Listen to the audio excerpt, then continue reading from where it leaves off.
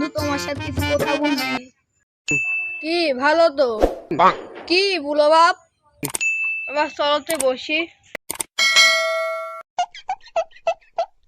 কি হয়েছে তে বুলো বাপ? চাচা, আপনি তো এলাকার গুণমান ব্যক্তি, আপনার সাথে তো সবাই দোয়ালি সফলতা পাইছে। আপনি তো জানেন না আমি একটা দোকান দিছি, যদি আমাকে একটু দোয়া দিতেন। ও বাপ, তুমি তো ওই চিন্তাই করো না।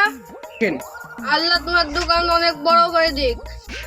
তোমার দোকানে ভালো ভালো খরিদ্দার আসুক, বেচা কিনা হয়, আর তোমার আর আমার দোয়া তো কোনোদিন ব্যর্থ হয় না। প্রত্যেক প্রথম খরিদ্দার যেন আমি হয়। তে বাবা, কিসের দোকান? চাচা, আমার কাপড়ের দোকান।